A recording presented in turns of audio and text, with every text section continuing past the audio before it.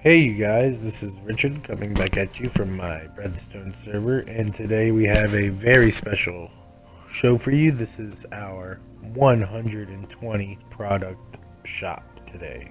So, as you can imagine, this sleek little interface here houses the controls to order any of 120 different products. So we're going to take a second to absorb what we have here in our 120 product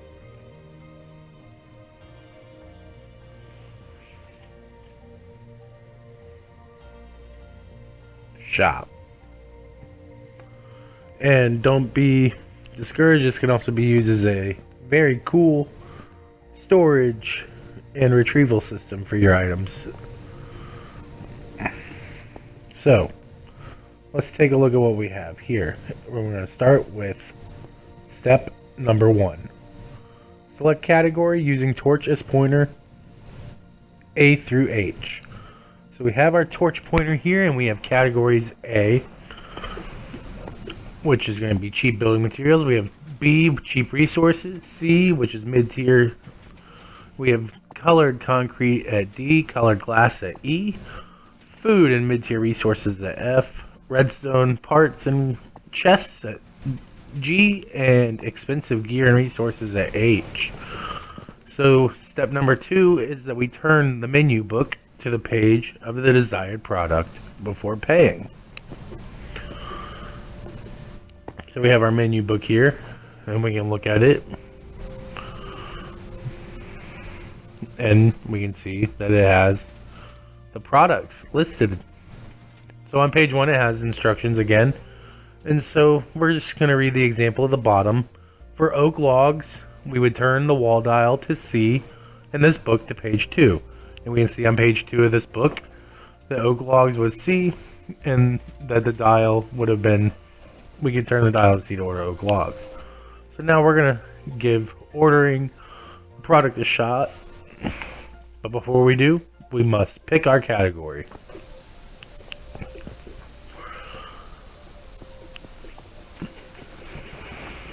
Food and mid-tier resources. Looks like a good category to choose from. That's category F. So we will be looking at the F items in our menu book. And here we have pumpkin pie. And yeah, pumpkin pie sounds great. So all purchases are 2 gold blocks, and if we deposit payment, we will receive our order as step number 3. So here are 2 gold blocks, and you can see it's processing our order now.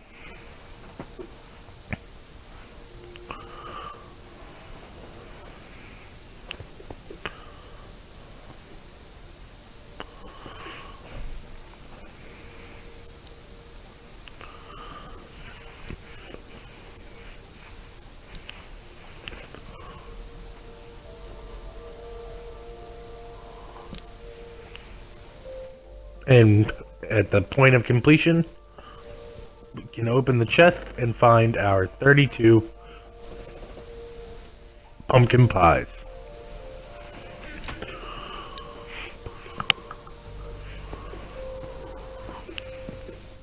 We can pick another category.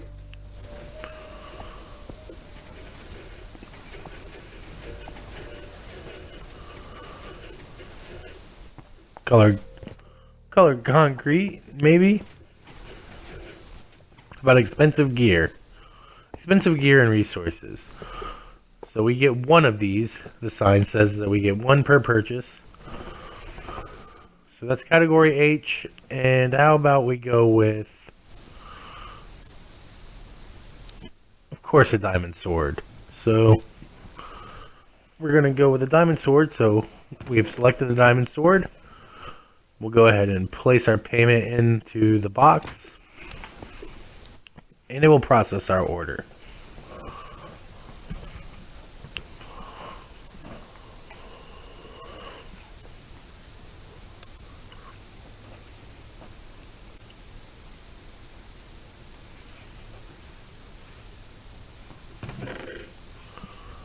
And there's our diamond sword.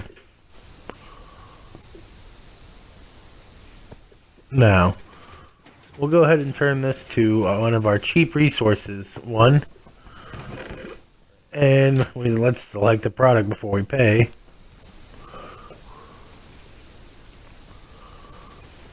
Bone meal looks good for category B. So we'll go ahead and put our 2 gold blocks in for yes, bone meal.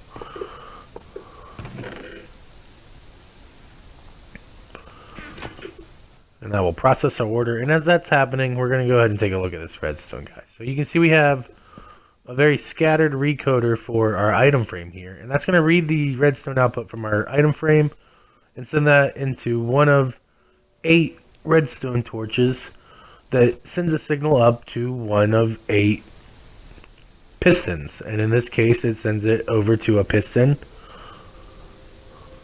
here, which this leads to the 15 option recoder for our food, our cheap resources category. So how that's done is we use a comparator output taken from our lectern, and we draw it out into 8 different branches, going 4 down here. So there's 2 of them here, and then there's 2 down there, and 2 up here, and 2 on the far side. So really the store part only goes up to here.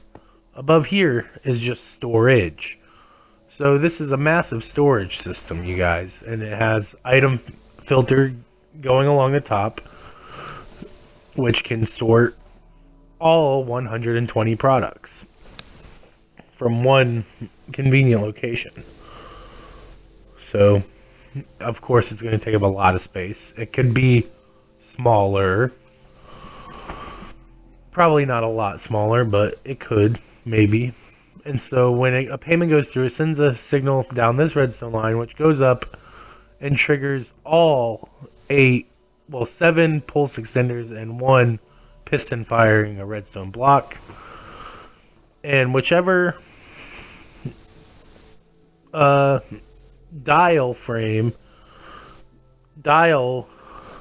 in this case, the only piston that's pushed up is the dropper, which houses our selected product, bone meal. So based on the page turned to in the book and the dial turned to on the wall, that sends it to that signal. So really, if we use 2 lecterns instead of an item frame in a lectern, we could have 15 times 15 and have that many products in the shop, which I think that's about 225. You'll have to correct me if I'm wrong, but here we have our stock room, and so that's our payment chest, and here we can stock all stackable products in our store. We have a few, so we can dump our pumpkin pie and our bone meal. The store sells hoppers, so we can dump that in there, and this comparator, and that will sort it back into the shop. And then here we can stock all of our non-stackable products. So if we want to put the sword back into the stock, we can just go ahead and throw it in this barrel, and it's in there. Or we have a helmet on us. We can stock our helmet through that barrel, and we have an axe on us. We can stock our hatchet through that barrel. And so that's about it, you guys. This is our tileable item filters here. This is how the store gets restocked. It just, products run along the top and fall into the appropriate slot in the store, and that's really a lot of space that got taken up in the actual build, is the storage system itself and the sorting system. But I hope you guys enjoyed this, and if you did, leave a comment below letting me know if you want to know more. And until next time, this is Richard signing out.